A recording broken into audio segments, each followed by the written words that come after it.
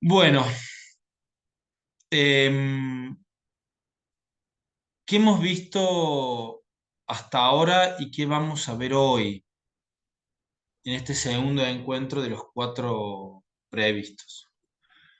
Bueno, hasta hoy básicamente hemos analizado la problemática del gobierno electrónico y todo lo que gira alrededor del gobierno electrónico. Y por supuesto, indudablemente, si hablamos de gobierno electrónico, tenemos que hablar de instituciones jurídicas que impactan sobre la gestión pública, la administración pública, la función administrativa y, claro está, el derecho administrativo.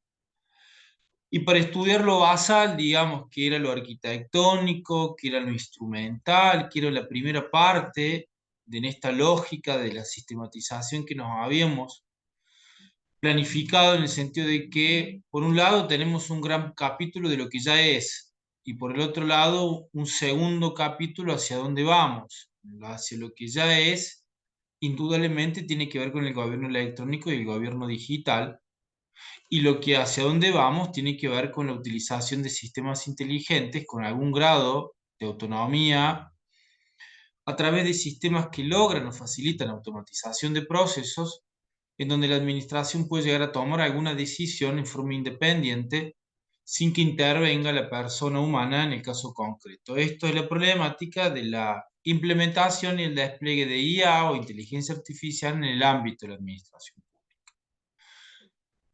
Pero un poco hacia dónde estamos, esto no significa hablar sobre cuestiones descriptivas que ya todos conocemos, sino que de alguna manera tratar de sembrar cuál es el andamiaje jurídico, porque indudablemente, aun cuando la forma de vincularse la administración en forma electrónica con los ciudadanos ya es una realidad y muchos de los servicios públicos son prestados digitalmente, esto no quiere decir que no tengamos que pensar, repasar y replantearnos instituciones jurídicas que indudablemente en muchos casos no se aplican, pues existe una gran asimetría normativa en relación a cómo se regulan estos temas a nivel nacional, a nivel provincial y a nivel municipal.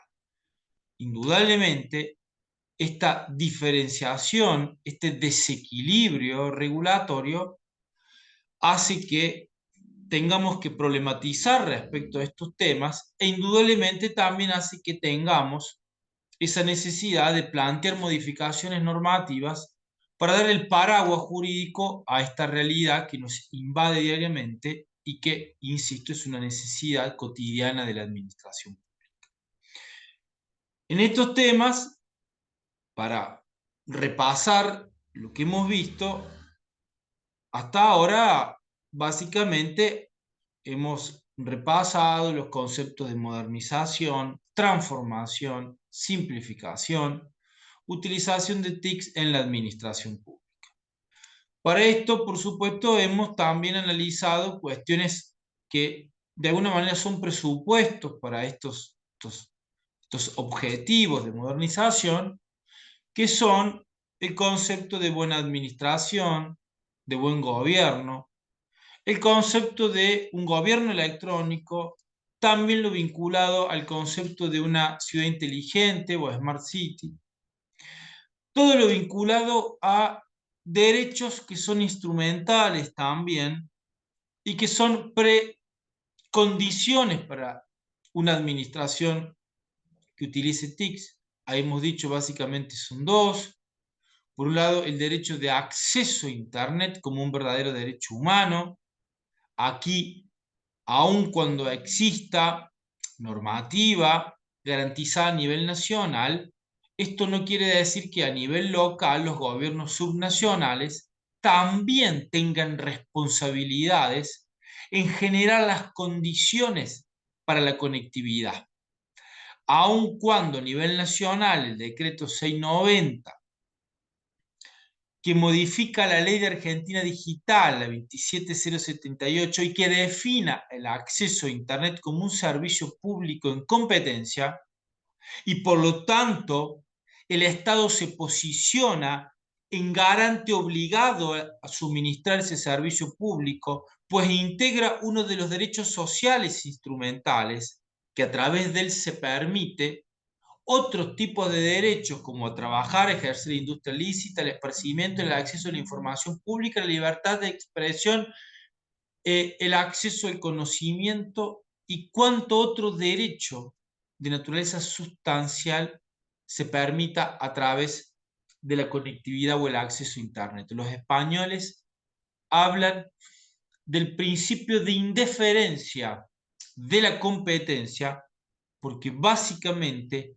aun cuando sea el tema TICS un tema de regulación federal, en nuestro caso, a través de la impronta que da la cláusula de comercio en el 75, inciso 13, esto no quiere decir que no sean los gobiernos provinciales y municipales a través de programas, de propuestas de conectividad, de acceso Wi-Fi gratuito y también de promoción, garantía y concientización de los derechos digitales que vamos a ver en la segunda parte del día de hoy. Porque la problemática de los derechos digitales, aun cuando no existan barreras físicas, territoriales, lo mismo, también es un tema de competencia concurrente también entre todos los niveles de gobierno. La promoción, el resguardo, la protección de los derechos digitales, que yo ya los voy a explicar, también es un tema de los gobiernos provinciales y no habría ningún cuestionamiento constitucional de que sea una provincia la que dicte una ley de resguardo y promoción de derechos digitales. No hay un impedimento constitucional. Es más, y le adelanto un poco y estoy spoileando lo que les quiero decir después, pero se los voy a volver a repetir. Tal es así que, por ejemplo, la constitución de la provincia de Jujuy, recientemente sancionada, aprobada y jurada en aquella provincia, estamos hablando de allá por mayo y junio de este año, incorpora un capítulo de estos temas. Habla del derecho al acceso a la información pública por medios digitales, habla del acceso a la innovación, el desarrollo tecnológico igualitario, habla de la utilización de la inteligencia artificial también. Fíjense, en el constitucionalismo provincial, en nuestro sistema, no en un país de la Unión Europea, en nuestro sistema, también los constituyentes provinciales incorporan estos temas. Este principio de la indiferencia competencial también lo vemos en los sistemas de modificaciones constitucionales provinciales en nuestro país en la década del 80. Ustedes saben, para los que les gusta, el derecho público provincial y municipal. Después del advenimiento de la democracia en nuestro país en 1983, vinieron una ola de modificaciones de las constituciones provinciales, copiando muchas definiciones e instituciones del derecho continental europeo, definiendo a los estados provinciales como estados sociales de derecho, incorporando capítulos sobre los deberes constitucionales, estableciendo e incorporando una gran cantidad de organismos de control, tomados también de otros lados, como por ejemplo todo lo vinculado a las fiscalías de Estado, todo lo vinculado a tribunales de cuentas, etcétera, etcétera. La regulación del control público de la economía a través de la planificación económica y entre otras instituciones, y dentro de esas instituciones se establecen muchas constituciones provinciales que las legislaturas limitan el uso de la informática en resguardo de los derechos. Es decir, ya esto tenía y tiene que ver con la protección de los datos personales y el habeas data. Es decir, esto estaba en aquellos dispositivos de las constituciones provinciales que empezaron a incorporar el habeas data a nivel constitucional, mucho antes que la reforma constitucional del 94 a nivel nacional. Es decir, que el tema de la informática, de las nuevas tecnologías, fue una preocupación del convencional constituyente local en la década del 80. Con lo cual, hay, de alguna manera, entre comillas, también los niveles locales se apropian de la necesidad de regular estos temas. Y vuelvo con lo que habíamos hablado en relación a otro derecho fundamental, que es una precondición, que es el derecho a relacionarse electrónicamente con la administración pública, como un verdadero derecho humano, no como algo graciable que el Estado voluntariamente lo hace beneficiando a los ciudadanos. Ahora estamos hablando que ya es un derecho invocable por los ciudadanos, directamente ejecutable. ¿Por qué? Porque esto reduce tiempo, costos, genera mayor inmediatez, respuestas más ágiles, más rápidas. Y además, si los particulares tienen acceso a nuevas tecnologías, el Estado está obligado también a interrelacionarse tecnológicamente, porque también es el Estado el que debe hacer los esfuerzos para garantizar la conectividad. Y en base a esto, habíamos analizado una primera parte en relación a algunos conceptos que tienen que ver con el gobierno electrónico, el concepto de interoperabilidad, el principio de once only, es decir, no pedir más de una vez lo que el Estado o la administración ya tiene, el principio de conectividad, el principio de usabilidad, es decir, facilitar mecanismos que sean precisamente de uso fácil, casi de manejo intuitivo, habíamos dicho. El principio de responsabilidad, porque indudablemente las nuevas tecnologías implican mayores esfuerzos para que el Estado evite ser un factor dañoso en relación a los ciudadanos.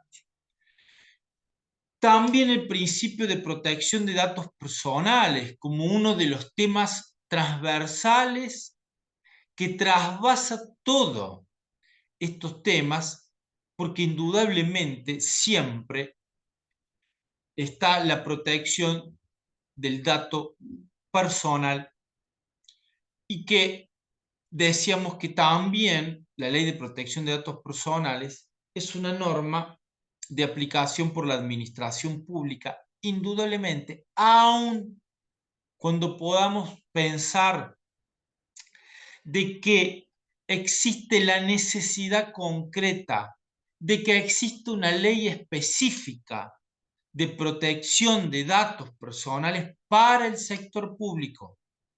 Me da la sensación que la 25326 del año 2000 y que el mundo la ha actualizado, menos nosotros, pero ya nos va a llegar seguramente, es una ley que tiene una concepción ius privatista.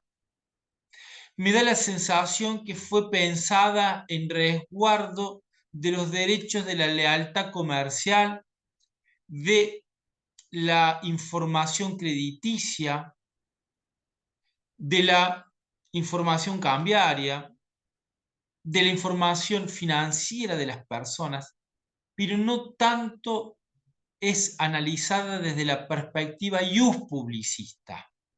Quiero contarles que en México, por ejemplo, existe una ley de protección de datos personales para el sector público, es decir, una norma genérica y una norma para el sector público. No obstante, vale destacar que para el sector público se aplica la 25326 porque tiene disposiciones específicas, por ejemplo, los bancos de datos públicos, por ejemplo, el manejo de la información sensible por el Estado, pero también en estos temas es de aplicación la normativa de acceso a la información pública. Hace unos años, a nivel nacional, entra en vigencia la Ley de Acceso a la Información Pública, que era una vieja demanda, digamos una deuda, porque existía el decreto de acceso a la información pública, el decreto 1123. Y bueno, 1172, el 1072, perdón, establecía en uno de sus anexos el acceso a la información pública. Y según la jurisprudencia de la Corte, esto tenía que ser un tema de naturaleza legal y por eso entra en vigencia la Ley de Acceso a la Información Pública, donde hay artículos especiales vinculados a la información reservada y confidencial. Y además reina el principio general de la máxima divulgación. Ante la duda, la información es pública. Estos dos subsistemas jurídicos tienen la misma autoridad de aplicación, la Agencia de Acceso a la Información Pública a nivel nacional. Cuando antes del 2017 tenían dos autoridades distintas, la Ley de Protección de Datos Personales, la Dirección Nacional de Protección de Datos Personales. La Ley de Acceso a la Información Pública, la Agencia de Acceso a la Información Pública. Y a partir de un DNU, en la época del gobierno de entonces del presidente Macri, allí resuelve una única autoridad. Esto es una impronta de las mayorías regulatorias de muchos de los países o de la mayoría de los países de la región. Porque en ambos casos, se analizan el alcance, la determinación, la delimitación y el contenido de derechos ARCO, derechos de acceso, rectificación, oposición y confidencialidad. Significa de alguna manera determinar cuándo un dato es de acceso a la persona y cuándo no, cuándo se da a conocer o no, cuándo hay que suprimirlo o no, cuándo es confidencial o no, cuándo es un dato que no tiene protección, cuándo un dato es sensible o no. Es decir, de alguna manera todo esto también tiene que ver cuando el dato sea personal o manejado por el Estado.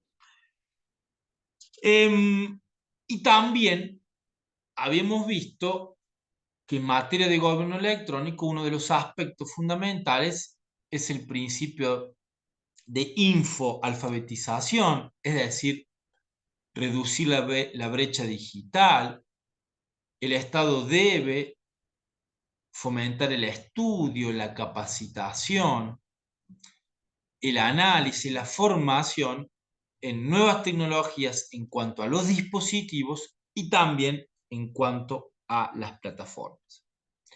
Y uno de los textos que utilizábamos, además de la Carta Iberoamericana de Gobierno Electrónico, que es SOBLO, también habíamos visto otras cartas iberoamericanas y habíamos utilizado como ejemplo el decreto 891 del 2017 de buenas prácticas en materia de simplificación con las instituciones que ahí ustedes tienen y que todas redundan y giran alrededor de un gobierno electrónico.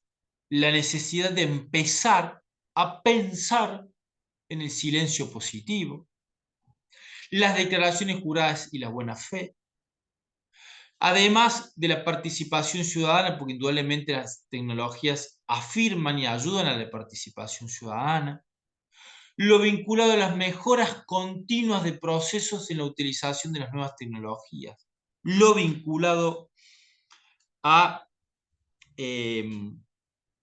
las comunicaciones electrónicas, entre otras, y habíamos visto también qué pasaba en el decreto 894 del año 2017, que es el texto ordenado del reglamento de la Ley Nacional de Procedimientos Administrativos. Ahora bien, para terminar esta primera parte, respecto a cómo estos conceptos impactan respecto a las instituciones clásicas o convencionales del derecho administrativo.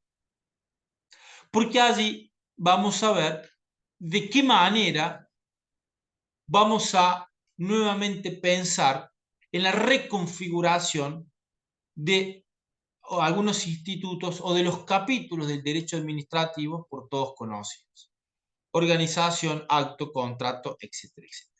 Una vez que terminemos eso, daremos por concluido, digamos, esta parte de gobierno electrónico y vamos a pasar en una segunda parte el día de hoy a todo lo vinculado a los derechos digitales, que la problemática de los derechos digitales configuran, ¿sí?, y generan también un paraguas, un manto protectorio cuando la administración pública va a utilizar sistemas de inteligencia artificial, porque en en las cartas de derechos digitales, en esos catálogos de derechos digitales, se encuentra mucho relacionado al uso de la inteligencia artificial por la administración. Termino entonces con gobierno electrónico. ¿Cuál es el impacto que las TICs tienen en relación al derecho administrativo? Un autor español, Javier Barnes Vázquez,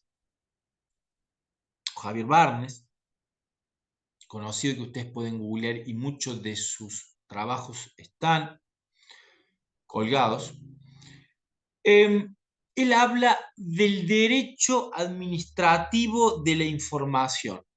Es decir, el derecho administrativo cambia, mutua, por un derecho administrativo de la información, que se va a encargar de regular las instituciones que establecen categorías conceptuales cuando la administración pública maneja datos.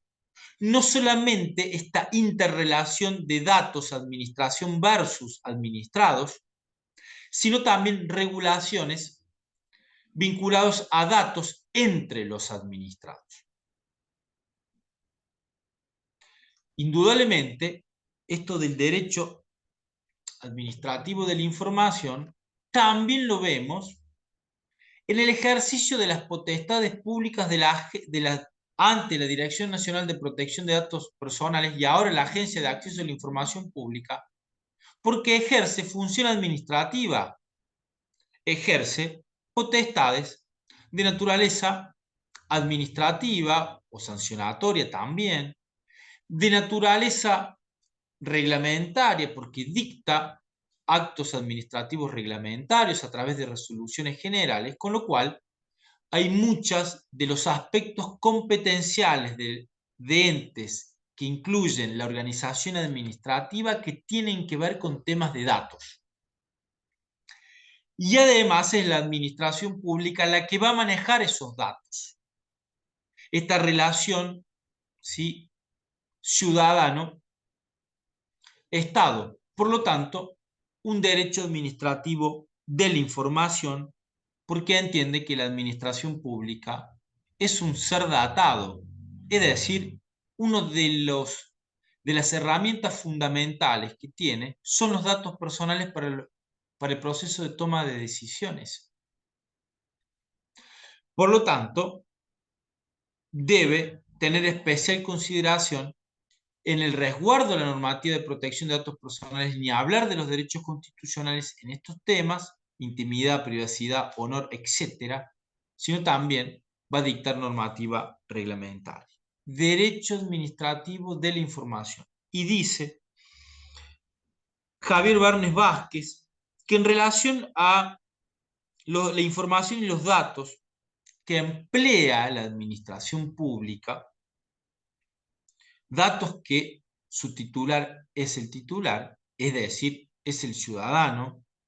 Esto, no sé si lo dije en este curso, pero uno de los aspectos a tener en cuenta es que el titular del dato es el titular del dato, es el ciudadano. Después la administración podrá clasificar, podrá generar información sobre el dato, que no es lo mismo. La información es la conclusión, para que entendamos, del dato procesado. Pero el dato no es de la administración, es de su titular. La vinculación de un elemento, de un ciudadano, con una información o un dato vinculado a capacidad contributiva, qué tributa, qué inmuebles tiene, si utiliza algún servicio público, de qué manera, si se atiende en un hospital público, etcétera, etcétera. El titular del dato es la persona humana. No obstante, es el Estado el que trata, opera, maneja, clasifica ese dato. Esto, insisto, parece una obviedad, pero tiene que ver en relación a cuando se pide el acceso a la información pública, cuando una persona solicita la supresión de confidencialidad, no le está pidiendo al Estado que haga algo en relación a un dato del Estado. No, le está pidiendo al Estado que haga algo en relación a un dato que el titular es el peticionante y no la administración pública.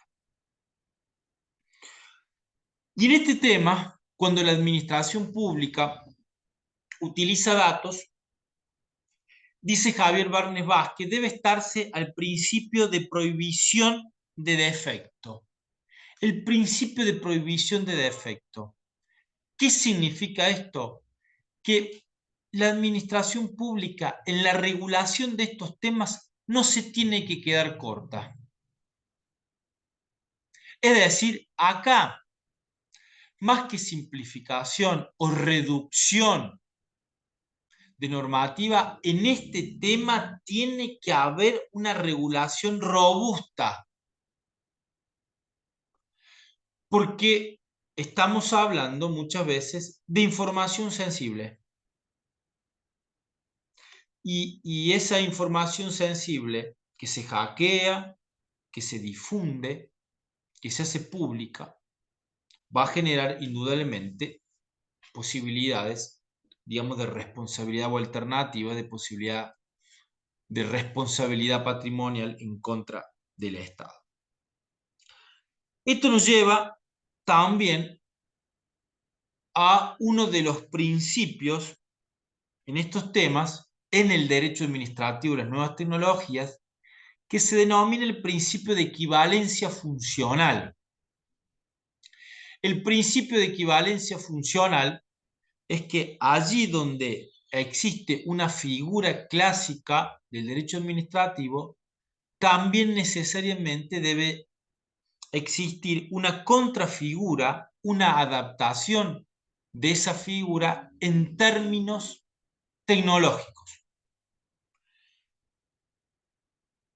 Para que esa institución se mantenga en el tiempo, debe ser readaptada, debe ser reinterpretada, redefinida.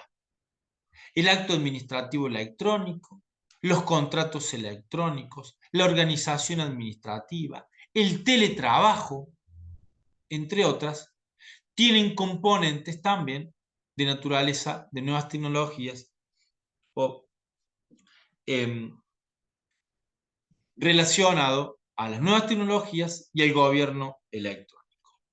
Lo primero, y yo no voy a tener mucho tiempo de explayarme, pero hagamos un repaso. Y me detengo, en todo caso, en algunos temas, aunque sea mencionarlos, introducirlos y generarle un planteo respecto a algunas cuestiones. Primero, el acto administrativo electrónico. El acto administrativo electrónico es aquel que es plasmado y tiene un soporte electrónico digital. Pero, para dar un ejemplo, un acto administrativo electrónico puede ser un acto realizado en forma tradicional y convencional, pero que es plasmado a través de, por ejemplo, un PDF. En cambio, el acto administrativo de elaboración electrónica o automatizada es un acto administrativo absolutamente digital que nace en forma electrónica y que se da a través de un sistema inteligente. Acá lo electrónico no es el contenido o el continente, sino es la decisión de la manifestación de la voluntad. No es una cuestión meramente formal, sino que tiene que ver lo electrónico o lo digital con la manera de expresar la voluntad del Estado. Y allí entonces vienen toda una serie de preguntas que vamos a tratar de responder cuando veamos las decisiones administrativas automatizadas.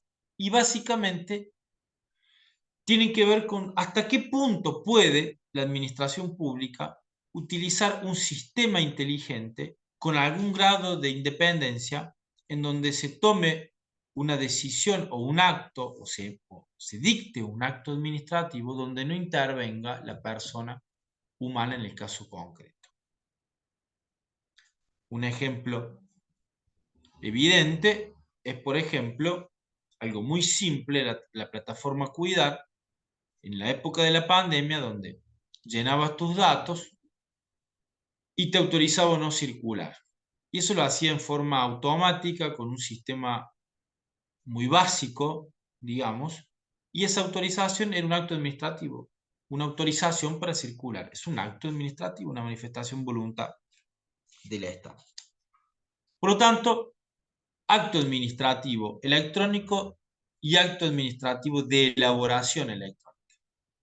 Lo segundo, los vinculados a las notificaciones electrónicas.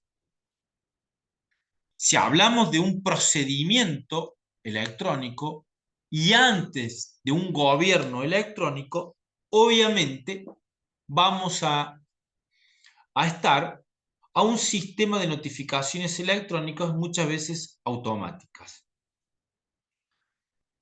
Y según cuál sea la plataforma, puede existir o no una interrelación o una interoperabilidad con nuestro correo o casilla de correo de mail. En algunos casos un mail de cortesía, en otros casos un mail obligatorio. En algunos casos existen cargas del administrado que debe loguearse e ingresar a la plataforma y él tiene la carga de revisar en esa plataforma si tiene notificaciones electrónicas. O es la administración la que le avisa a través de otros canales más tradicionales como WhatsApp, como mensaje de texto, como mails, etcétera, etcétera, de que ha recibido una notificación. Con lo cual, lo primero que hay que ver, cuál es el sistema y cuáles son las cargas que el sistema le demanda al administrado, lo que debe estar establecido por ley, porque implica una reglamentación o aspectos procedimentales y por lo tanto, si hay deberes u obligaciones del administrado, tiene que haber entonces, esto tiene que surgir de una naturaleza, de un acto norma de naturaleza legislativa. Obviamente que la notificación electrónica puede coexistir con una notificación tradicional o en papel. Aun cuando estemos en una impronta de la despaperización, obviamente buscamos también reducir, digamos, costos en materia de papel y demás, pero indudablemente en algunos casos es posible que puedan coexistir notificaciones electrónicas y papel, como por ejemplo cuando la persona no tiene un sistema de notificación electrónica, no está incluida en un sistema de ciudadano electrónico y por lo tanto hay que hacerle saber, a noticiarle de un acto, de una decisión a través de un medio tradicional. Y aquí un poco mencionarles algunos requisitos básicos que, en mi parecer, tienen que tener las notificaciones electrónicas. Debe estar establecido el sistema de entrega y almacenamiento estable y seguro de los servicios, que deben ser fiables, rápidos y sencillos. Es decir, sistema de almacenamiento electrónico para saber en qué momento se emitieron las cédulas, cuándo llegó, obviamente que cuando se emiten y cuando llegan esto es instantáneo, qué funcionario o persona lo hizo, en qué momento, bajo qué dirección de ID o cualquier otra dirección, es decir, identificar a la persona que confecciona esa cédula.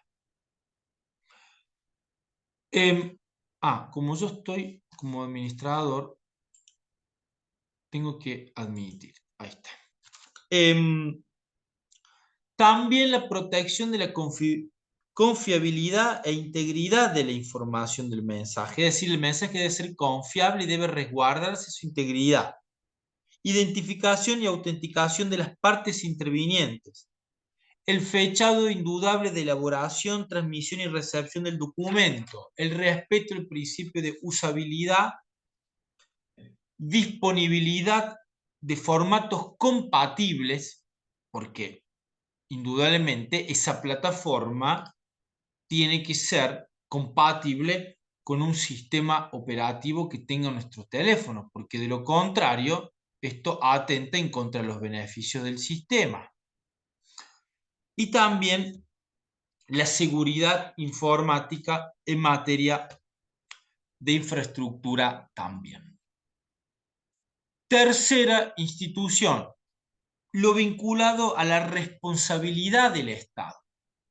Cuando el Estado opera datos personales, genera nuevas maneras de generar daños.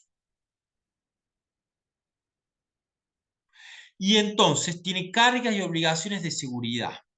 Acá, como ustedes saben mejor que yo, estamos hablando de factores objetivos de atribución en materia de responsabilidad del Estado. ¿No es así? Siempre habíamos visto, no desde siempre, pero los últimos años, conforme la evolución de la temática de responsabilidad del Estado, es un tema de responsabilidad objetiva. Refuerza esta tesitura lo vinculado al microsistema de protección del consumidor, porque indudablemente, artículo 42, la 24240 y todo el andamiaje jurídico del consumidor también se aplica en estos temas, porque el ciudadano, cuando se relaciona con la administración a través de una plataforma, es un ciberconsumidor. ¿Está claro? Por lo tanto, obviamente, por la manera que le entremos al tema, es un tema de responsabilidad objetiva. También, si al tema le entramos a través de la Ley de Protección de Datos Personales, la 25326, que la responsabilidad de la 25326 también es un sistema de responsabilidad objetiva. La seguridad y el deber y la garantía de seguridad por el riesgo creado. Quien opera datos actúa con una conducta riesgosa. ¿No es así? No obstante, la Corte ha dicho en algunos casos que después yo lo voy a volver a mencionar, como por ejemplo el caso Belén Rodríguez, respecto a la responsabilidad de los buscadores, ha dicho que las plataformas de intermediación responden subjetivamente. Y entonces ahí tenemos problemas para hacer compatible, armonizar. Porque aun cuando un buscador opere datos, haga de intermediación, enlace contenidos, la Corte dice, esto es responsabilidad subjetiva. Claro, lo dice por una cuestión práctica, para salir de la encerrona, y además no lo dice ella, sino que el mundo lo ha dicho, porque se ha tomado antecedentes del mundo, lo dice porque indudablemente en la problemática de los buscadores de Internet, Google, etcétera, o de las plataformas, porque Meta y cualquier plataforma, o X, la que se le ocurra, son plataformas de intermediación de datos también. Se llaman proveedores de servicio de contenidos de Internet conforme a la normativa. Y si tuviesen una responsabilidad objetiva, van a responder todo el tiempo, con lo cual eso atenta contra el desarrollo de la plataforma y las comunicaciones. Dejarían de existir.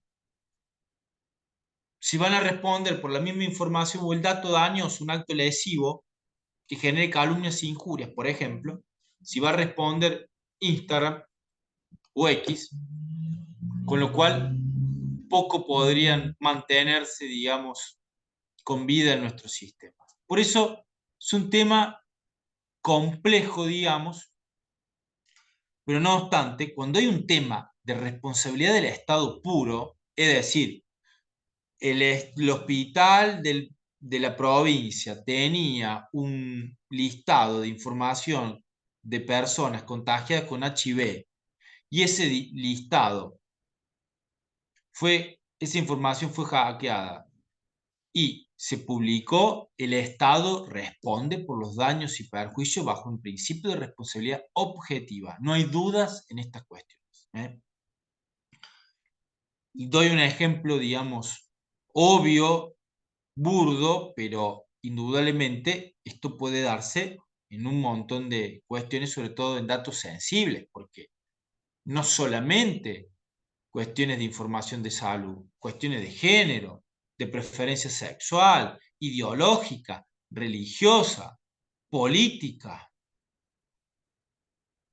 lo vinculado a personas menores de edad. Cuando hay un dato de una persona de edad, es sensible por sí mismo, no por el dato en sí, sino por la persona que es titular y los riesgos que genera para el menor.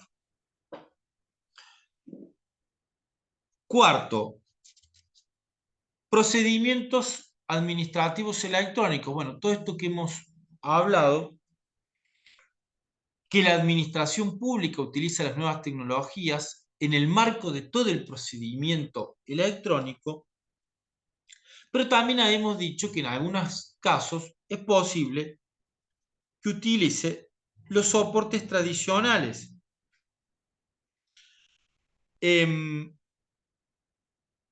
Porque a la doctrina, cuando se dictó el decreto 8124, se preguntaba si no es posible el mantenimiento del expediente papel.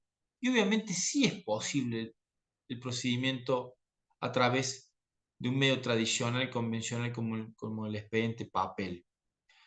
Es más, en algunos casos es necesario que así sea.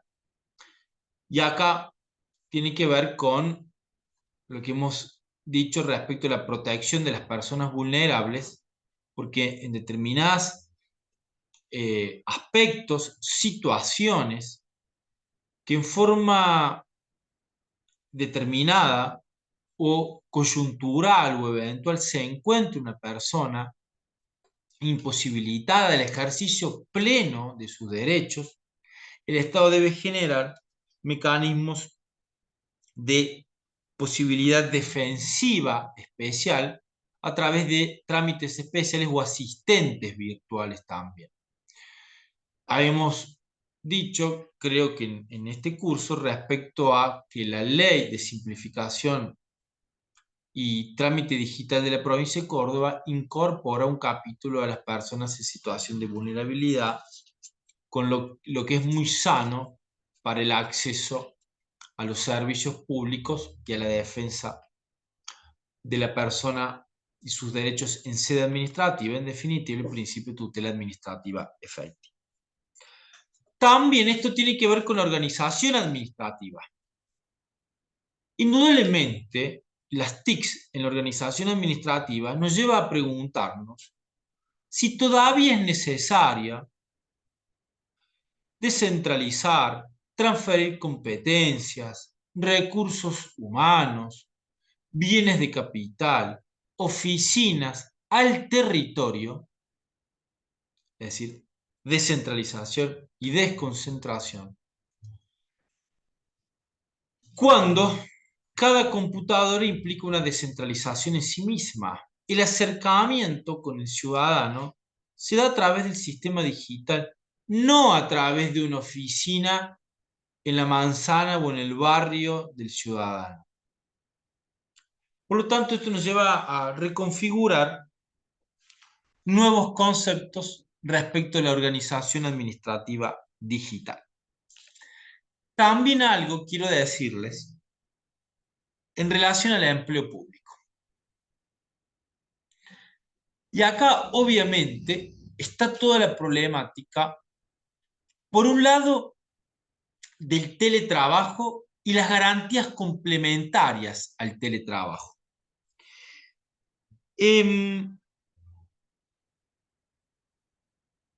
Algunos tips, algunas definiciones, algunos disparadores que me parece importante que lo podamos pensar. Primero, ¿existe una protección constitucional al teletrabajo en el ámbito del empleo público? Claro que sí. Artículo 14 bis establece que el Estado garantiza y protege al trabajador o al trabajo en todas sus formas, en todas sus modalidades.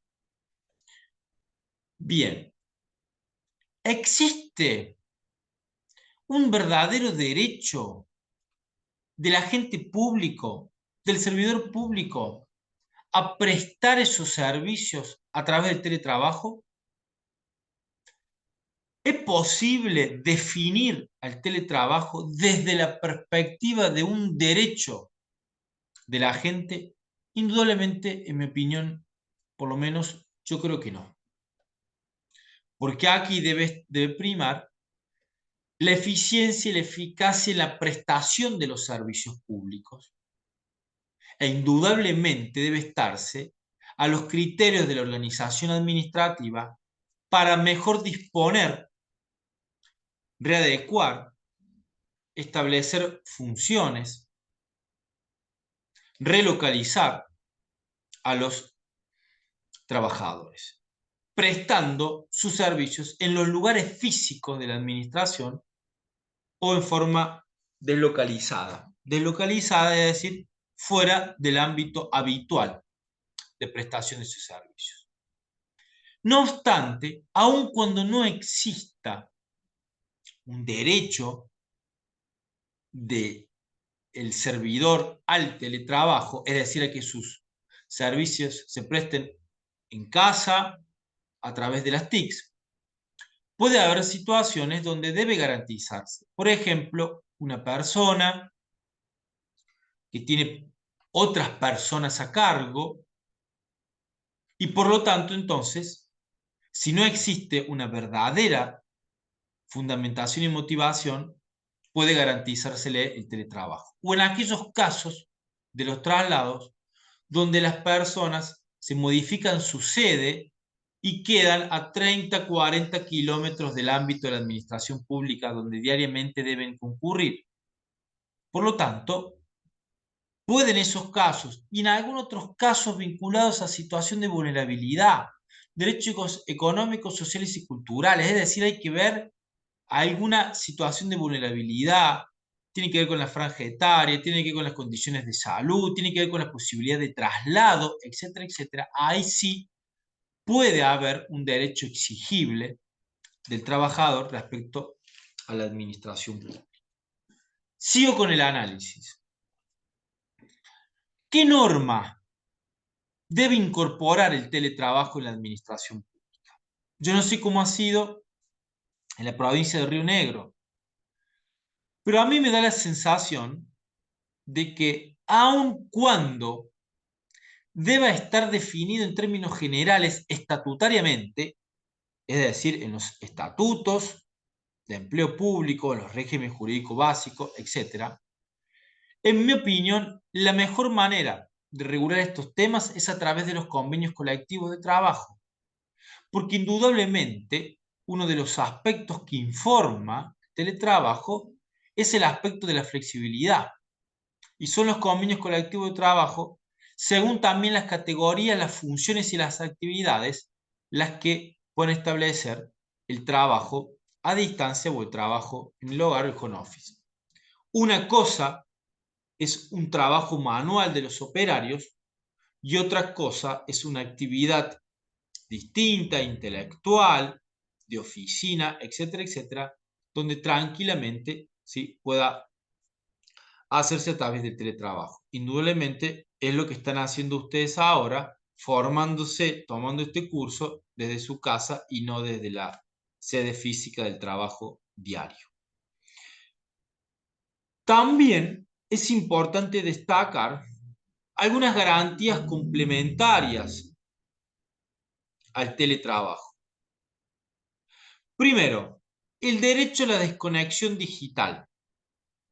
Esto tiene que ver con la manera de llevarse a cabo el teletrabajo, porque una cosa es un teletrabajo ex novo, es decir, la persona ingresa a la administración pública para hacer teletrabajo originariamente, y otra cosa es el traspaso de un trabajo físico a un teletrabajo.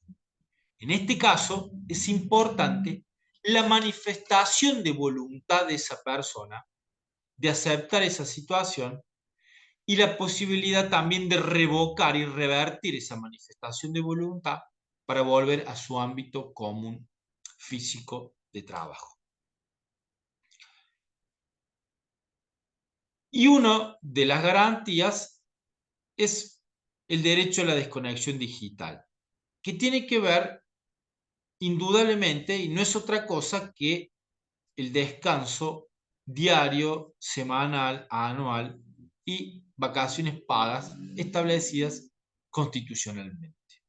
Hay un límite a la jornada y por lo tanto hay también un límite al estar disponible para prestar el, el trabajo. El derecho a la desconexión digital tiene que ver con el derecho a salir de las plataformas también que el Estado provee para prestar esos servicios. Pero acá tenemos que pensar también cómo se articula el teletrabajo a través de jornadas de horas fijas o cumplimiento por objetivos.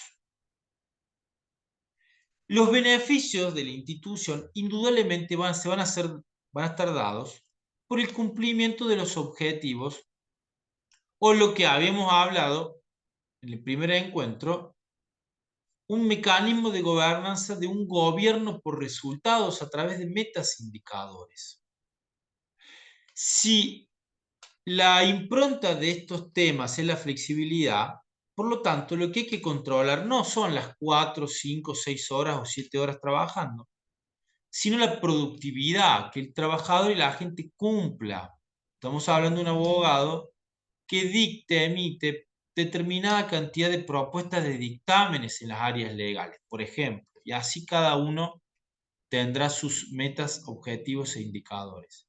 Esto implica que lo pueda hacer en cualquier momento, 2, 3, 4 de la mañana o en un horario. Y debe establecerse en algún horario de comunicación con los superiores, con los coordinadores, etcétera, etcétera. Por lo tanto, estos son también temas para reflexionar que indudablemente modifican culturalmente al empleado público. Porque debe tener habilidades distintas. Es lo que se denomina las habilidades blandas.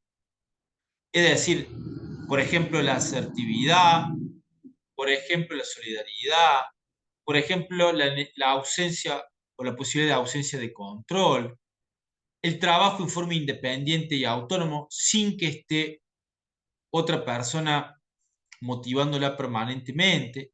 Todas estas habilidades blandas son importantes también en materia de teletrabajo, porque cambia la cultura organizacional. También en este tema, una de las garantías complementarias tiene que ver con la intimidad. ¿Hasta dónde llega el empleador, en este caso el Estado, al contralor de esas plataformas? Supongamos que existe un sistema de mails o casillas oficiales, ¿sí? En donde se mandan mensajes a los trabajadores. Que esto pasa en todas las administraciones. La gran pregunta es, ¿puede el superior jerárquico, la autoridad competente, controlar el contenido de esos mails o de esas comunicaciones? Muchos van a decir, bueno, pero si tiene que ver con la dirección, el control del ejercicio de las funciones, de las misiones y responsabilidad del trabajador, y claro que sí.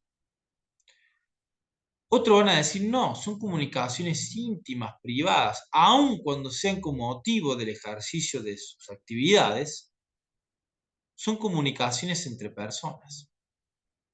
Bueno, esto está muy discutido, pero lo que sí es importante advertir, en mi opinión, que si el Estado va a controlar, vigilar, supervisar los sistemas de comunicación informático que se den entre los trabajadores, de los trabajadores con los superiores jerárquicos, o las comunicaciones internas, cualquier sea el sistema o la plataforma, debe reglamentarlo para evitar lo que se denomina una expectativa de privacidad.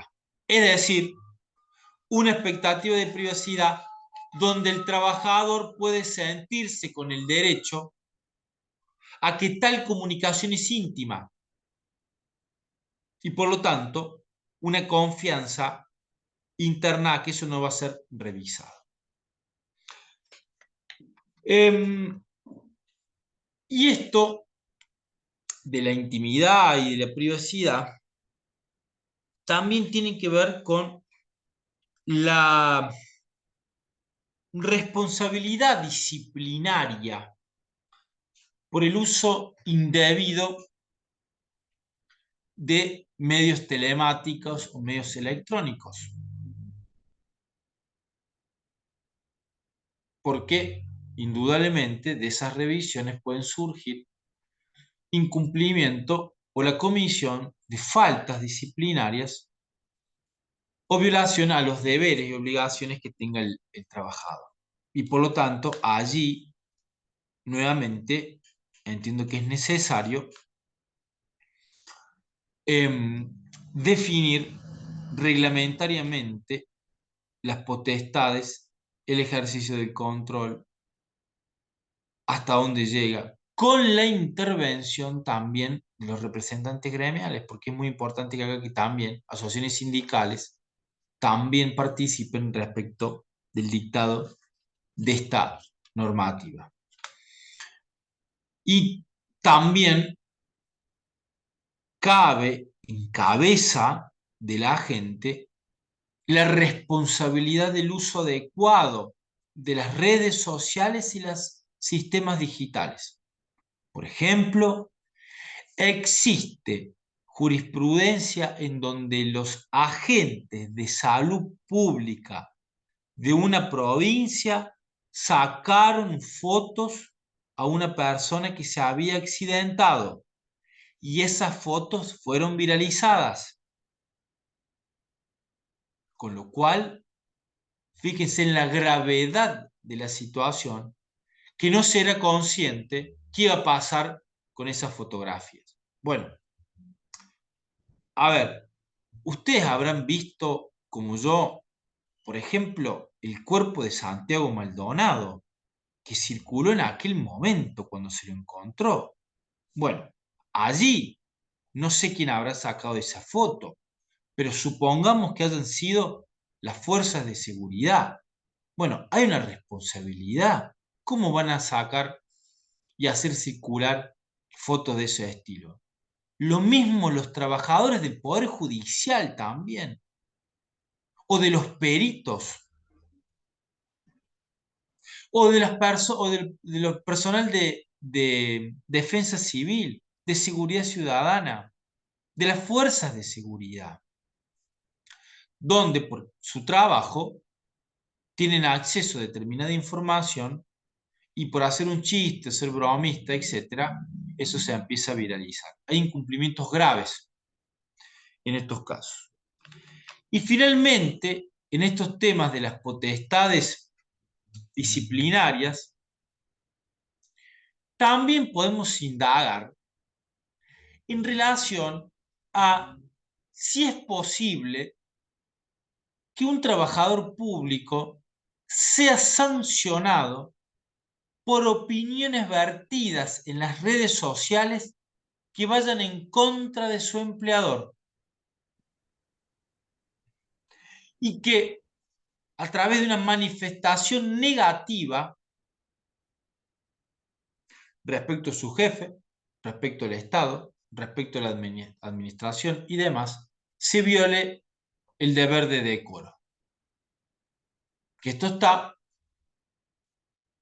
en la mayoría de las normativas disciplinarias en materia de empleo. ¿Puede o no puede? Allí hay, indudablemente, una colisión entre la libertad de expresión, por un lado, y por el otro lado, también resguardo al crédito, al honor y a la reputación de la organización pública. Y este equilibrio, digamos, es muy difícil de generarse en estos ejemplos en donde indudablemente, por supuesto que debe ponderarse también cuáles han sido los términos de esas expresiones, en qué contextos, si son expresiones puramente políticas o tienen que ver con la función o no. Bueno, todas estas valoraciones deben hacerse para poder ponderar, digamos, equilibrios y buscar una solución justa, porque acá rige uno de los principios en materia de derechos digitales que ya vamos a trabajar, que significa lo que es ilegal fuera de la línea, también es ilegal online. Y si yo a mi empleado no puedo decirle a mi jefe, no puedo decirle cualquier cosa en la oficina, tampoco lo puedo hacer a través de redes sociales.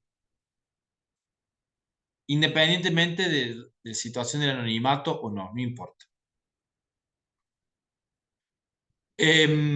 Lo que es ilegal offline es ilegal online. Y entonces allí también tenemos que buscar una respuesta a estos temas. Finalmente, en materia de contratación administrativa, bueno, existe toda la problemática de la contratación electrónica. Por ejemplo, las subastas públicas electrónicas o las subastas inversas, donde a través de sistemas informáticos sí se accede a la mejor oferta, a la oferta más conveniente. Todo se hace a través del sistema. Se publican los pliegos, se hacen las convocatorias, se presentan las ofertas, se elige la oferta más conveniente, se notifica del dictamen de la Comisión de Preadjudicación. Cuando estamos hablando de subastas, donde son bienes todos iguales, por ejemplo, cuando el Estado quiere comprar determinada marca de alimentos, ese dictamen de preadjudicación, donde no hay que ver la calidad, sino la oferta económica, sale automáticamente porque el mismo sistema lo tira, cotejando precios. No hace falta comparar calidad, porque estamos hablando de compra de elementos estandarizados. Y entonces, todo esto también tiene que estar habilitado normativamente y tiene que ver con también la confianza de los usuarios. En el decreto 1023 del 2001, el decreto delegado 2023 del 2001, régimen básico en materia de contrataciones en el orden nacional, ya en el artículo 22, ya en el año 2001, establecía los procedimientos de pago por medios electrónicos, las notificaciones por vía electrónica, la automatización de los procedimientos. Ya hablaba de automatización de los procedimientos, la digitalización de lo documental, de la documentación y el expediente digital. Reglamentariamente también se establecieron estas cuestiones y en definitiva, a través de muchas plataformas, se lleva a cabo un procedimiento de contratación electrónica, que es mucho más transparente, que es abierto al público, que está demostrado que reduce los montos de la contratación, es decir, reduce costos, porque la necesidad de presentar las ofertas, de ofertar en forma inmediata y con la posibilidad inmediata de mejorar esa oferta, hace que naturalmente disminuyan los montos de las adjudicaciones. Estadísticamente esto está probado hasta un 20%, con lo cual es mucho más eficiente, colaborativa, reduce costos, etc. No obstante, adelanto que en este tema, en materia de contrataciones electrónicas, hay que publicar el sistema informático, el código fuente del sistema informático. Ya lo vamos a volver a decir en en las otras intervenciones, pero si se utiliza un sistema informático tiene que ser de acceso público para que la ciudadanía conozca cómo actúa eso, para evitar riesgos, cuestionamientos en relación a que ese sistema puede estar falsificado, fraguado, etc. Y además protegen la transparencia pública, evitan conductas oscuras, en definitiva, implican mayores controles en pos de disminuir las prácticas corruptas. Los sistemas de contratación electrónica tienen que ver con profundizar la transparencia pública, ¿sí? En estos momentos. Después, también aquí yace toda la cuestión vinculada a sistemas inteligentes de contrataciones automatizadas, donde allí la problemática es mayor porque las administraciones públicas utilizan técnicas de inteligencia artificial para detectar conductas indecentes. Por ejemplo, modificaciones a pliegos, por ejemplo, necesidades artificiales para contratar determinado bien o servicio, compara costos, compara los montos, establece información respecto a adjudicatarios y demás, con lo cual esto indudablemente tiene que ver con el uso de la inteligencia artificial en la administración pública. Quiero cerrar este tema mencionando, que no lo tengo por aquí, pero no importa, mencionando, acá está, una jurisprudencia del Tribunal de Cuentas Federal de Brasil, donde básicamente cuestiona un procedimiento de contratación clásico, manual, físico, cuando se pudo hacerlo a través de forma electrónica. Y dice el Tribunal de Cuentas de la Federación de Brasil, es lícito exigir al administrador que presente una justificación expresa de la elección de la subasta en los casos en que hubiera podido hacer uso de la subasta electrónica, al renunciarse a procedimientos que, al menos en teoría, podrían llevar a la administración a abaratar costos, y el administrador tiene la obligación de motivar esa elección, so pena de configurar un posible acto de gestión antieconómica. Me encanta.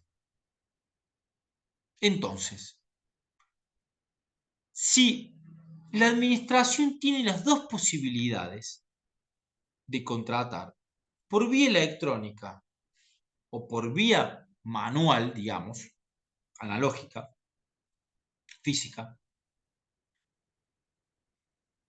y el administrador eligió la forma tradicional, entonces cae en cabeza de la autoridad motivar y justificar por qué eligió esa vía cuando la otra reducía costos. Y por lo tanto, el acto administrativo peca de violación al principio de juridicidad, porque también es antieconómico, es más costoso.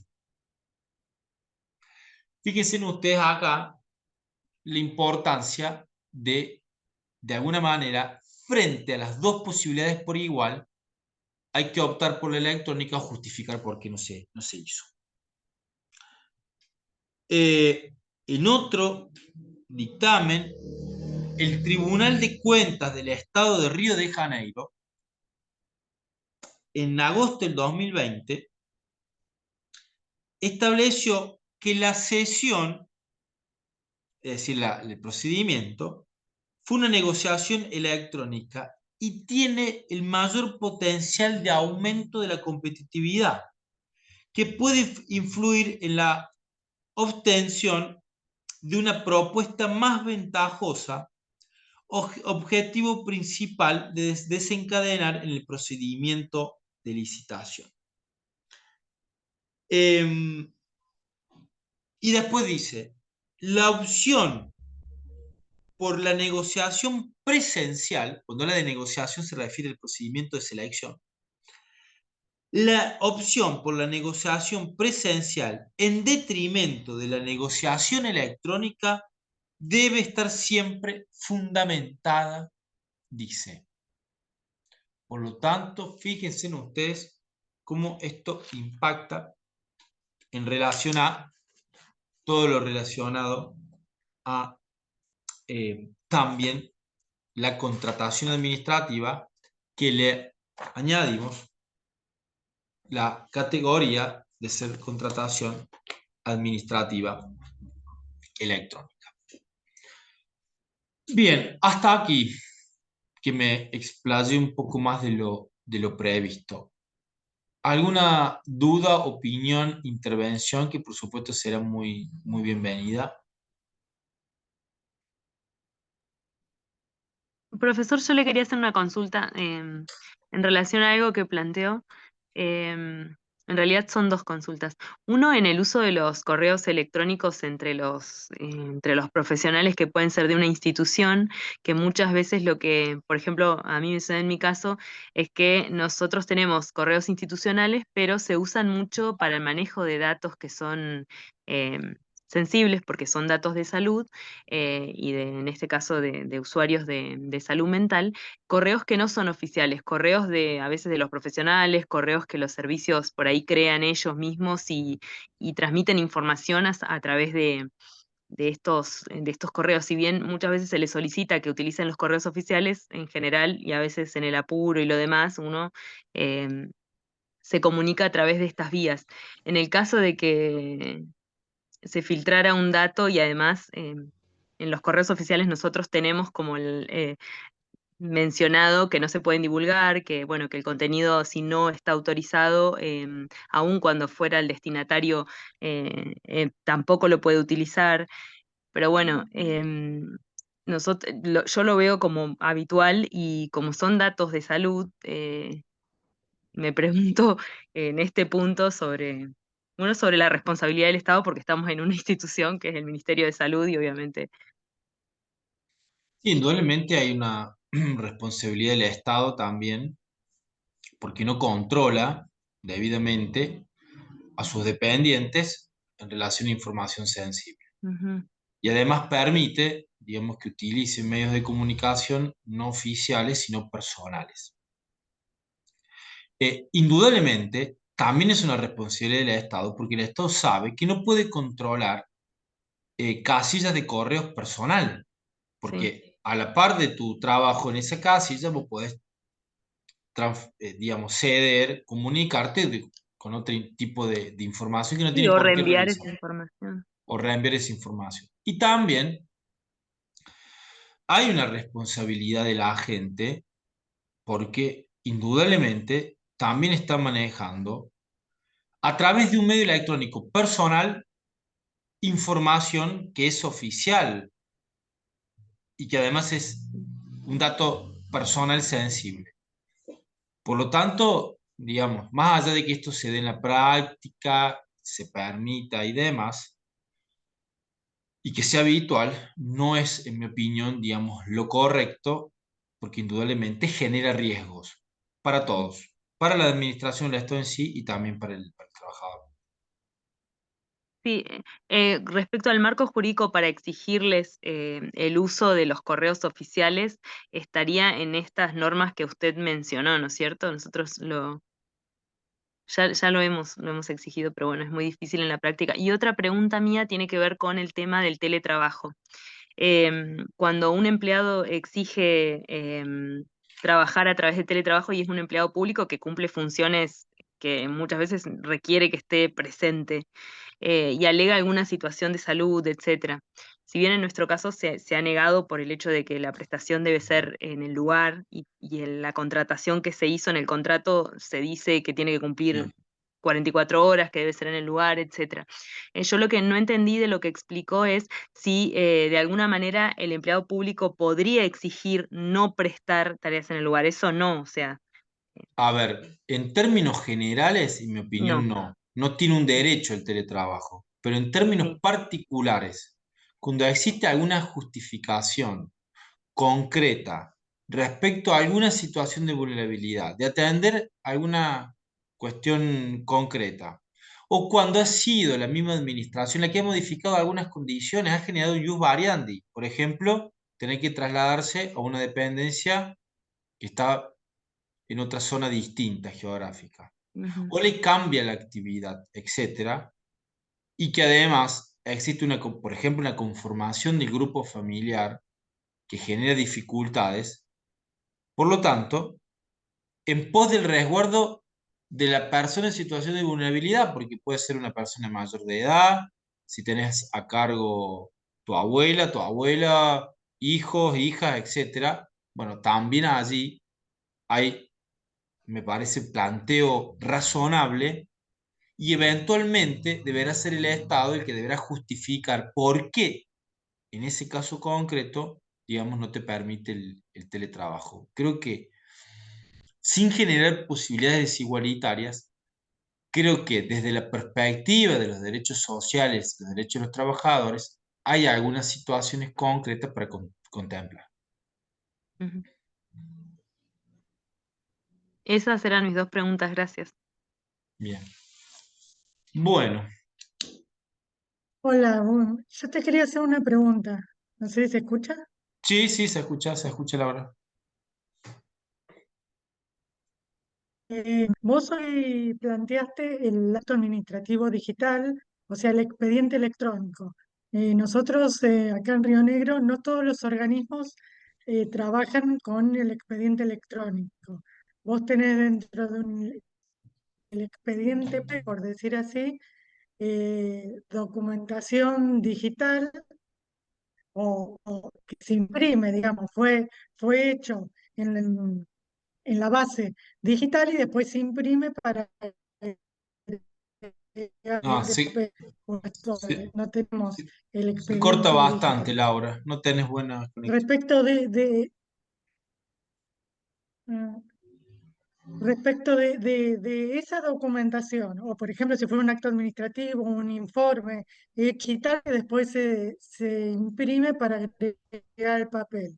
¿Es necesario certificar que esa firma corresponde al funcionario que lo hizo o vale tanto como lo hubiera firmado manualmente? En el caso de un acto administrativo de firma electrónica, es decir, firma Sí, hológrafa, no firma digital. sí, A ver, en el caso, por principio en general, digamos, si estamos hablando de que por firma digital no hay duda, cumple las formalidades de ley. Por supuesto, la firma digital tiene un sistema de validación que todos conocemos y por lo tanto allí no hay duda. Si estamos hablando de un expediente electrónico donde el acto administrativo fue elaborado, digamos, manualmente o con firma hológrafa, ese acto va a ser válido en tanto y en cuanto la reglamentación lo permita. Es decir, debe establecerse reglamentariamente la manera de homologar y darle una forma y solemnidad a través de una firma, por ejemplo, una firma escaneada, una firma en el PDF y demás. ¿Eh? Pero una vez que reglamentariamente, a ver si yo entendí bien la pregunta, una vez que reglamentariamente esté establecido, no hace falta imprimir los certificados, porque hay el principio de equivalencia de las formas. ¿Se acuerdan que le había dicho que un documento digital o electrónico tiene la misma validez que un documento en papel? Con lo cual no tenés que imprimirlo y legalizarlo. Ya cuando la normativa te permite esa instrumentación electrónica, no hace falta otra, digamos, darle otra formalidad distinta. No sé si me explico, Laura.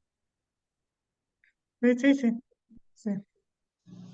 Porque de lo contrario sería una doble formalidad, es decir, tener el acto electrónico y a su vez después imprimirlo para volver a darle la formalidad cuando en realidad ya el sistema electrónico ya reglamentariamente lo debe permitir porque le da plena fe.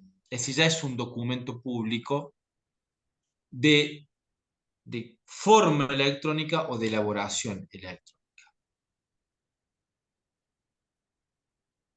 ¿Está claro? Más o menos, Laura. Sí, gracias. Sí, sí. No sé si alguien más quiere.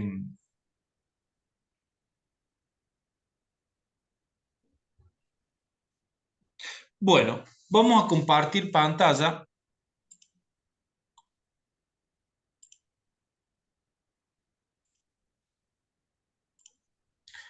No sé si se ve bien. ¿Se ve bien? ¿Se ve bien, no? Más o menos. Perfecto. Ah, perfecto. Bien, gracias. Ahí está. Em, Uno de los temas eh, que planteamos y que es basal para después entender el uso de la inteligencia artificial en el ámbito de la administración pública son los derechos digitales. Y acá los derechos digitales es un tema mucho más general, más amplio que todas, digamos que el uso exclusivo o el tema particular, concreto del uso de la IA por la administración pública. No obstante, en los textos de las cartas de los derechos digitales se reservan capítulos específicos a la utilización de la inteligencia artificial por la administración pública. Pero no obstante, quiero encuadrar este tema en forma más amplia, más general, más abarcativa, porque muchos de estos derechos digitales también son de ejercicio, son invocables, son reclamables ante la administración pública o cualquier particular que utilice también datos personales o a través de las comunicaciones electrónicas, plataformas y demás. Em, los derechos digitales,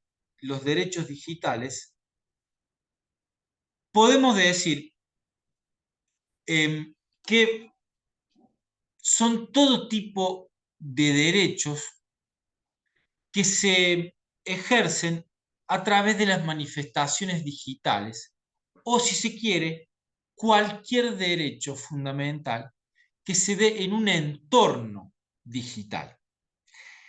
Este concepto y este alcance amplio de los derechos digitales nos lleva a entender que hay un universo de derechos digitales que implican viejos derechos que nacen en entornos físicos, pero que tienen nuevos contenidos en los entornos virtuales, como por ejemplo el derecho al acceso a la información pública en canales digitales, como por ejemplo lo vinculado a la intimidad, todo lo vinculado, por ejemplo, al derecho a réplica a través de medios digitales,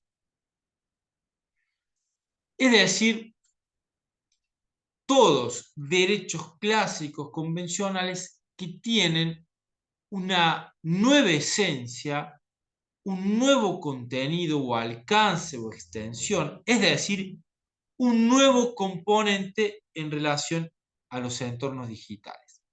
Por otro lado, indudablemente existen nuevos derechos que surgen a partir de las nuevas tecnologías, es decir, no derechos que son readaptaciones, sino que indudablemente nuevos derechos, como por ejemplo el derecho al olvido, que es algo distinto al derecho a la privacidad o la intimidad, como por ejemplo el derecho a ser deslistado de un buscador. Eso no tiene una comparación en los derechos tradicionales, digamos, del constitucionalismo tradicional. Si hacemos un análisis, digamos, de cómo nacen los derechos digitales, tenemos que decir que indudablemente en los textos constitucionales tienen que ver con lo que les dije recién, limitar el uso de la informática. Estaba en los viejos textos constitucionales de la década del 80. Podemos hablar de cuando la reforma del 94 habla del habeas data. Podemos hablar también de cuando la Constitución Nacional habla del derecho al desarrollo tecnológico y científico, pero también cuando hablamos de derechos digitales, estos están en las leyes de protección de datos personales.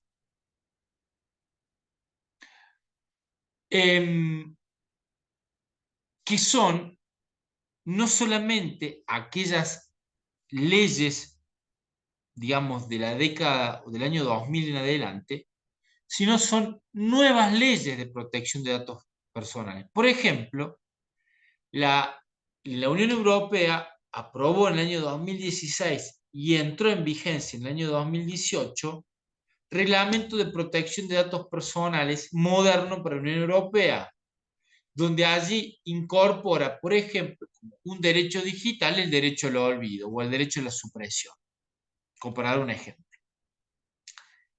Y en España, por ejemplo, la ley de protección de datos personales incorpora los derechos digitales y se denomina Ley Orgánica de Protección de Datos y Derechos Digitales. Indudablemente, allí están incluidos muchos de estos temas en leyes que todavía nosotros no lo tenemos y que indudablemente también nos lleva a repensar nuestras instituciones. Acá tenemos que estar a una ampliación del marco protectorio de la norma, porque indudablemente si vamos a la letra de mucha de la normativa, no vamos a encontrar solución. Por lo tanto, hay que tener una visión aperturista, amplia, proteccionista, ¿sí?, de los derechos fundamentales. En este punto, por ejemplo, la Corte Suprema de Justicia de la Nación, en el caso Cristina Fernández de Kirchner, del 24 de abril del año 2000, me acuerdo la fecha porque es mi cumpleaños, no se crean que me acuerdo la fecha de los fallos, pero allí el voto del ministro Rosati dice algo como: no todo aquello que no previó el convencional constituyente en las nuevas eras va a ser inconstitucional. No se le puede pedir al convencional constituyente originario de 1853-60 que pueda entender qué sucedía en esta época con las nuevas tecnologías.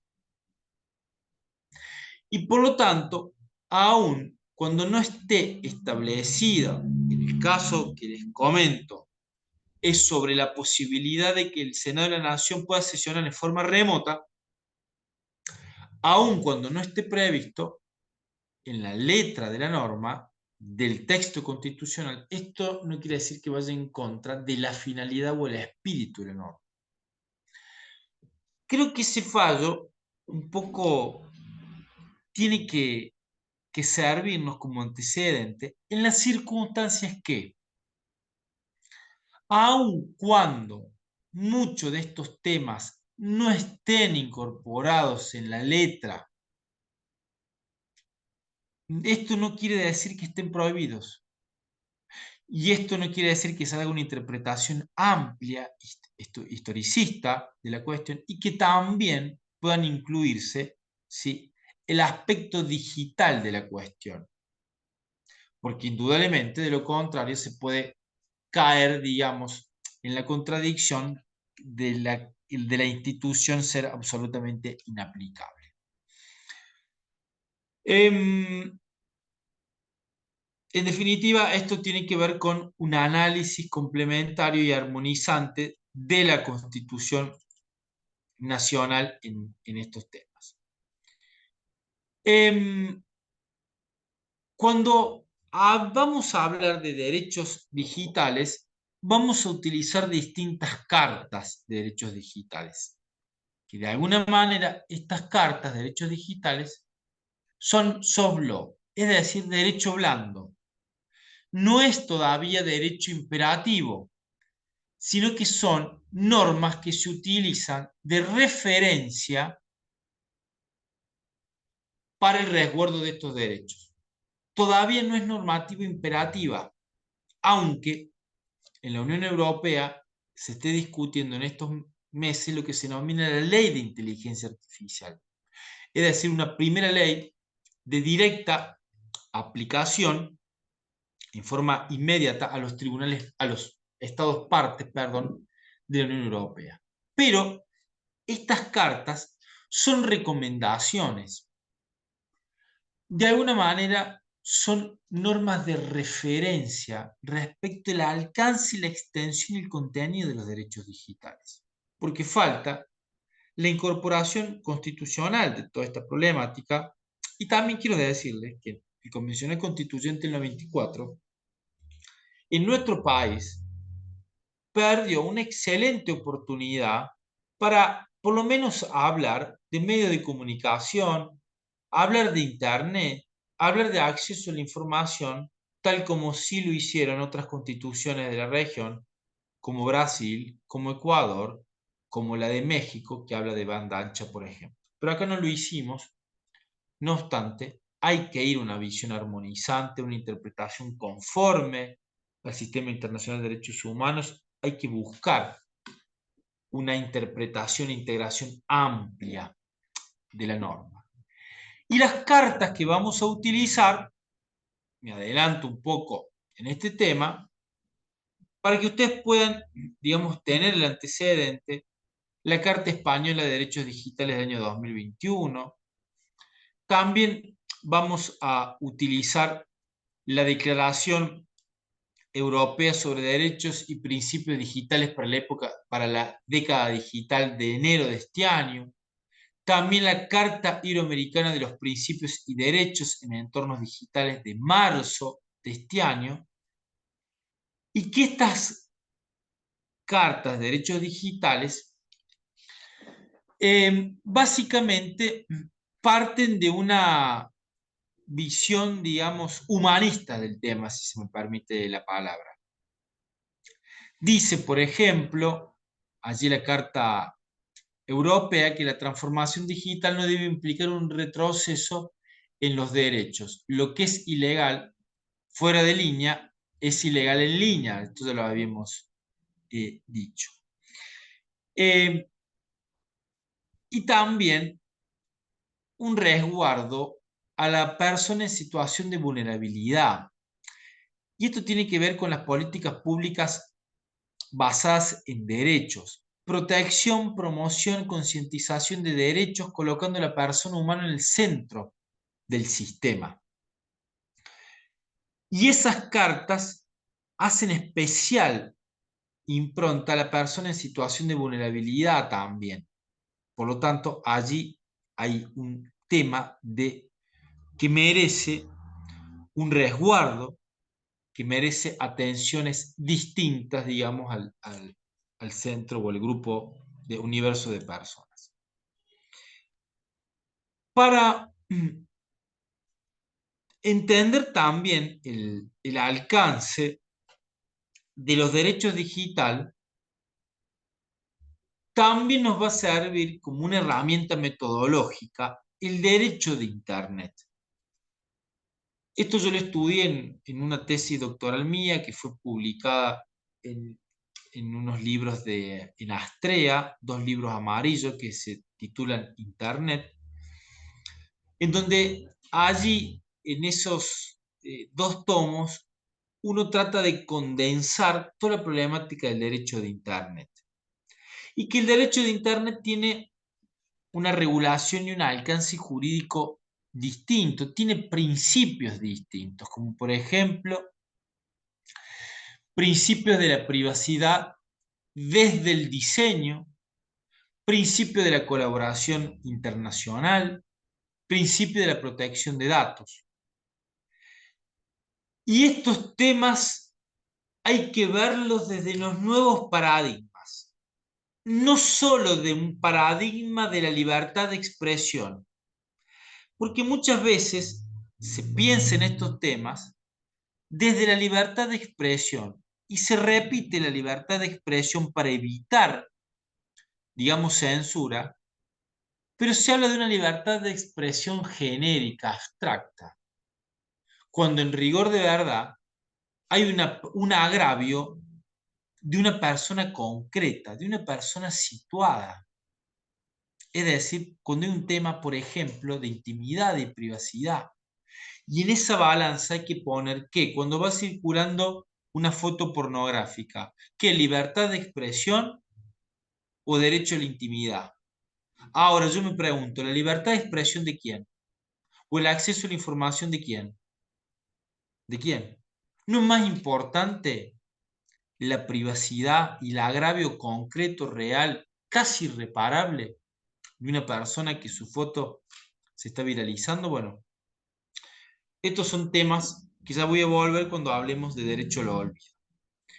Para llegar al derecho de Internet, la doctrina ha utilizado muchas denominaciones: derecho telemático, derecho TIC, derecho de la alta tecnología, derecho de la cibernética, ha dicho, por ejemplo, Lorenzetti, derecho digital, derecho informático, y el derecho informático tiene gran desarrollo en nuestro país a partir del aporte, pero más bien de una doctrina ius privatista y no tanto una doctrina ius publicista que busca el foco en la regulación e en la intervención del Estado en este sector. Y el derecho de Internet tiene grandes capítulos o capas, tiene que ver con los soportes técnicos que hacen posible la conexión. Ahí, en ese punto, es una regulación de la infraestructura, del acceso a la red. La ley de Argentina Digital, la 078. También tiene que ver con los contenidos y servicios, la economía digital, que en definitiva son los datos.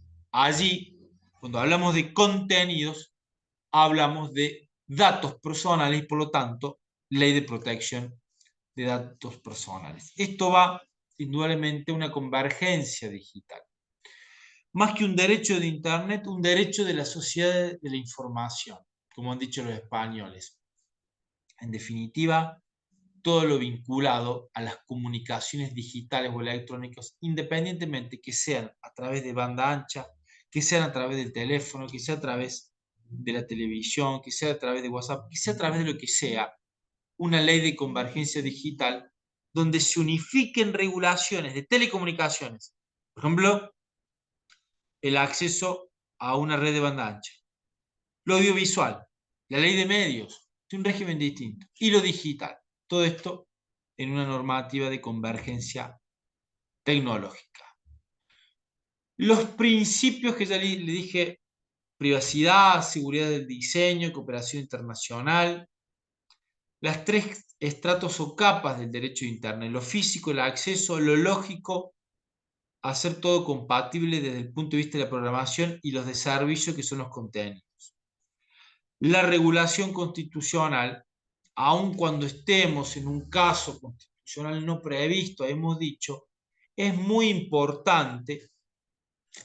El artículo 75, inciso 19 del texto constitucional, cuando nos habla del desarrollo científico y tecnológico, el aprovechamiento y difusión. Esto significa, como ha dicho Andrés Gil Domínguez, en un libro, Constitucionalismo Digital, que recomiendo su lectura, que habla que esa cláusula es una cláusula de cierre del sistema. Permite el acceso a las nuevas tecnologías, es decir, promueve el acceso a esos derechos, pero también restringe derechos que tienen que ver, por ejemplo, con la intimidad, la privacidad y demás. En definitiva, en estos temas debemos contemplar nuestra regulación constitucional. ¿Qué tenemos vigente del derecho de Internet? Repasamos. Hay viejos decretos que declaran de interés público el acceso a Internet en condiciones equitativas. Hay una vieja ley del año 2003 que habla de que los proveedores de Internet no deben suministrar o facilitar determinados contenidos. Está pensando en la pornografía infantil. O una ley que habla de la libertad de expresión en Internet que declara básicamente que todo lo que se publica o difunda a través de Internet está amparado por la libertad de expresión. Esa ley sale por miedo a que lo vinculado a Internet se regule. Lo vinculado a los delitos informáticos, la ley de Argentina digital, pero la norma más importante en este tema es la ley de protección de datos personales y el resguardo constitucional a un derecho autónomo, que es distinto a la privacidad, la intimidad, la imagen, el honor, que es la autodeterminación informativa. Puede haber un tema de privacidad cuando el dato es sensible, pero si el dato no es sensible, hay un tema de derecho a la autodeterminación informativa. Es decir, es un derecho que es paralelo, que en algunos casos tiene temas de intimidad, pero en otros casos no. Por eso la importancia, ¿sí?, de estas cuestiones. En el derecho comparado, la Unión Europea ha dictado la directiva relativa a los servicios de sociedad de información, regulando determinadas cuestiones que después las vamos a repasar. Esta directiva relativa a los servicios de la sociedad de información es algo así como una suerte de norma de consumo para servicios electrónicos. Algo así como un código de consumo para servicios electrónicos. Y también es muy importante el Reglamento Europeo de Protección de Datos Personales, y todo lo vinculado a la protección de la minoría y de las infancias para el resguardo, ¿sí?, de protecciones de este tipo de estos sectores. Bueno, un poco esto era para introducir el universo de los derechos digitales. A partir del próximo encuentro, seguimos hablando de derechos digitales y nos metemos en inteligencia artificial por la administración pública, donde le vamos a dedicar parte del tercer encuentro y todo el cuarto encuentro. Bueno, si les parece, siendo un poco ya la hora y seguramente estarán cansados de escucharme, yo también me canso de escucharme, así que, bueno, espero que sea de utilidad todos estos temas y cualquier tema que quieran profundizar, cualquier otro tema de bibliografía, etcétera, etcétera, me lo piden, me mandan un mail, se lo piden a Flavia, bueno, lo que sea necesario, ¿eh? Bueno, espero haber sido útil y de su agrado.